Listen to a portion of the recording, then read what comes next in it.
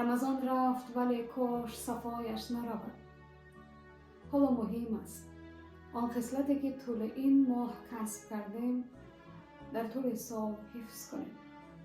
پیوسته رمضانی باشیم. حلول ماه شوال و فرارسی عید سعید فطر را و برادران و خواهران ایمانیان تبریک و مبارکباد میگویم.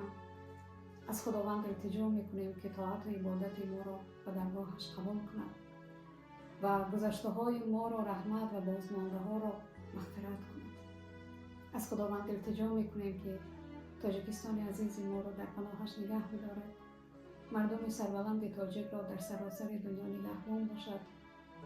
مهاجران را صحت و سلامت بر وطن برگرداند و همه ما را سرجم تا رمضان دیگر برساند. تا از این چشمه نور، تا از این مکتب بزرگ تقواداری بهره ور باشیم. بار دیگر عید مبارک.